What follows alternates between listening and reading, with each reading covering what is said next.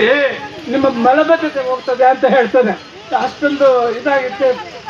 ಯಾಕೆಂದ್ರೆ ಆ ಮಲಬದ್ಧತೆ ಅಂದ್ರೆ ಆ ಸೀಬೆಹಣ್ಣಲ್ಲಿರ್ತಕ್ಕಂಥ ಬೀಜ ಏನಾಗ್ತದೆ, ಡೈಜೆಷನ್ ಆಗ್ತದೆ, ಮಲ ಸುಸೂತ್ರವಾಗಿ ಆಗ್ಲಿಕ್ಕೆ ಸಾಧ್ಯ ಅಂತ ಆ ಆಂಜನೇಯಪ್ಪನವ್ರು ಹೇಳಿದ್ರೆ ಈ ರಾಜರುಗಳು ಅಯ್ಯ ನೋಡಪ್ಪ ಜಂಗಕೋಟೆ ಫ್ರೂಟ್ ತಂದ್ಕೊಡಿ ಅಂತ ಹೇಳ್ತಾರೆ. ಮತ್ತೆ ಇನ್ನೊಂದ್ಸರಿ ಮುಂದೆ ಹೋಗಿ ಹೇಳ್ತಾರೆ, ಸಾರ್ ನಿಮ್ಮಲ್ಲಿ ಕ್ಯಾಲ್ಸಿಯಂ ಬೋನು ಸ್ವಲ್ಪ ಕಡಿಮೆ, ಬೋನ್ ಸ್ಟ್ರೆಂತ್ ಕಡಿಮೆ ಆಗ್ತಾ ಇದೆ, ಕ್ಯಾಲ್ಸಿಯಂ ನೀವು ಸೇರಿಸ್ಬೇಕು ಅಂತ ಹೇಳ್ತಾರೆ. ಏನಾಗಾದ್ರೆ ಏನು ಮಾಡಬೇಕು? ಏನು ನಮ್ಮ ಇದರಲ್ಲಿ ಜಂಗಕೋಟೆ ಹೋಬಳಿ 13 ಹಳ್ಳಿಗಳ ರಾಗಿ ತರಿಸಿ ರಾಗಿ ಮುದ್ದೆ ತಿನ್ರಿ, ನಿಮಗೆ ಕ್ಯಾಲ್ಸಿಯಂ ಬರ್ತದೆ, ಬೋನ್ ಸ್ಟ್ರೆಂತ್ ಆಗ್ತದೆ ಅಂತ ಹೇಳ್ತಾರೆ. ಹೀಗಾಗಿ ಹಣ್ಣಾಗಿರ್ಬೋದು, ರಾಗಿ ಆಗಿರ್ಬೋದು, ಮಲ್ಬರಿ, ಇವತ್ತು ನಾವು ಮಲ್ಬರಿ ಬೆಳೆದೇ ಇದ್ರೆ ಇವತ್ತು ಅವ್ರ ಮನೆಯಲ್ಲಿ ರೇಷ್ಮೆ ಸೀರೆ ಕಟ್ಟೋರಿಲ್ಲ ಇರ್ಬೋದು. ರೇಷ್ಮೆ ನಮ್ಮಿಂದಲೇ ಇವತ್ತು ಕಾಂಚೀಪುರಂ ಸೀರೆ ಆಗಿರ್ಬೋದು, ಬೇರೆ ಇತರೆ ಎಲ್ಲ ದಿಕ್ಕುಗಳಿಗೆ ಹೋಗ್ತಕ್ಕಂಥ ಇದು ನಮ್ಮ ರೇಷ್ಮೆ, ಶಿಡ್ಲಘಟ್ಟದ ರೇಷ್ಮೆ. ಇದಕ್ಕೆ ನಾವೇ ಕಾರಣಭೂತರಾಗಿರ್ಬೋದು ದೇಶದ ವಿವಿಧ ಭಾಗ. ಯಾಕಂದ್ರೆ ಇವತ್ತು ಕರ್ನಾಟಕ ರಾಜ್ಯದಲ್ಲಿ ನಮ್ಮ ಶಿಡ್ಲಘಟ್ಟ ತಾಲೂಕು ರೇಷ್ಮೆ ಉತ್ಪಾದನೆಯಲ್ಲಿ 1ನೇ ಸ್ಥಾನ ಪಡೆದಿರ್ತಕ್ಕಂಥದ್ದು. ಅದು ಆ 1ನೇ ಸ್ಥಾನ ನಮ್ಮ ಶಿಡ್ಲಘಟ್ಟ ತಾಲೂಕಿನ ಜಂಗಕೋಟೆ ಭಾಗಕ್ಕೆ. ಅಂತ ಭಾಗದಲ್ಲಿ ರೇಷ್ಮೆ ಬೆಳೀಲಿಕ್ಕೆ ಸಾಧ್ಯವಾಗದೆ ಹೋದ್ರೆ ಇವರು ಅಕ್ವೈರ್ ಮಾಡ್ಕೊಂಡು ಹೋದ್ರೆ ನಾವು ಎಲ್ಲಿ ಹೋಗ್ಬೇಕಾಗುತ್ತೆ? ನಮ್ಮ ತಾತ ಮುತ್ತಾತಂದ್ರ ಕಾಲದಿಂದ ನಾವು ಬಂದು ಅದು ಇದರಿಂದ ನಾವು ಉಪಯೋಗಿಸ್ಕೊಂಡು ಬಂದಿರತಕ್ಕಂಥ ಜಮೀನನ್ನ ನಾವು ಬಿಟ್ಟುಕೊಳ್ಳಕ್ಕೆ ಸಾಧ್ಯನೇ ಆಗೋದಿಲ್ಲ. ಅದಕ್ಕೋಸ್ಕರ ಕೊನೆಯವರೆಗೂ ನಾವು ಹೋರಾಟ ಮಾಡ್ತೀವಿ.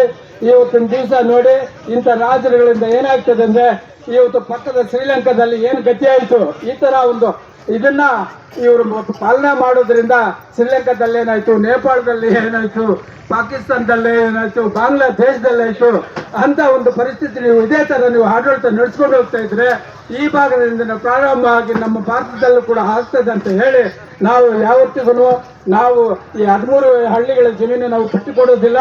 ಹಾಗೆ ನಮ್ಮ ಇದರಲ್ಲಿ ಯಾವುದು ಅಮರಾವತಿ ಜಮೀನಲ್ಲಿ ಪೋಡಿ ಮಾಡಿಸ್ಬೇಕು. ನಮ್ಮ ಈ ಭಾಗದ ರೈತರಿಗೆ ಜೋಳದ ಏನು ಹಣ ಕೊಡಿಸಲಿಕ್ಕೆ ನೀವು ಇದು ಮಾಡಬೇಕು. ಇಲ್ಲ ಅಂದರೆ ನೀವೆಲ್ಲ ನಾಲಾಯಕರ ರಾಜರುಗಳು ಅಂತ ಹೇಳ್ತೀವಿ. ಹಾಗೇನೆ ನೋಡಿ, ಇವತ್ತು ನಂಜುಂಡಪ್ಪನ ವರದಿ ಪ್ರಕಾರ ಏನು ಪ್ರಾದೇಶಿಕ ಸಮತೋಲನ ಇದರ ಪ್ರಕಾರ ಬನ್ನಿ ನಮ್ಮ ತಾಲೂಕಿನ ಉತ್ತರ ಭಾಗಕ್ಕೆ ಬನ್ನಿ, 1000 ಎಕರೆ ಕೊಡ್ತಿದ್ದೀವಿ. 7,823 ಎಕರೆ ಏನು 1000 ಎಕರೆ ಕೊಡ್ತೀವಿ. ಬನ್ನಿ ನಮ್ಮ ಶಿಡ್ಲಘಟ್ಟ ತಾಲೂಕಿನ ಭಾಗದಲ್ಲಿ ಆ ಭಾಗ ಕೂಡ ಇಂಪ್ರೂವ್ ಆಗ್ತದೆ.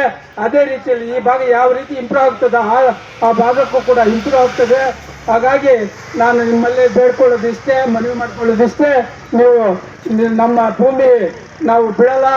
ಅದುವರೆಗೂ ನಾವು ಮುಖ್ಯಮಂತ್ರಿಗಳು ಬಂದು ಹೋಗೋವರೆಗೂ ನಾವು ಇಲ್ಲಿ ಕೂರ್ತೀವಿ. ನಾವು ಧರಣಿಯನ್ನು ನಾವು ಮುಕ್ತಾಯಗೊಳಿಸಲ್ಲ.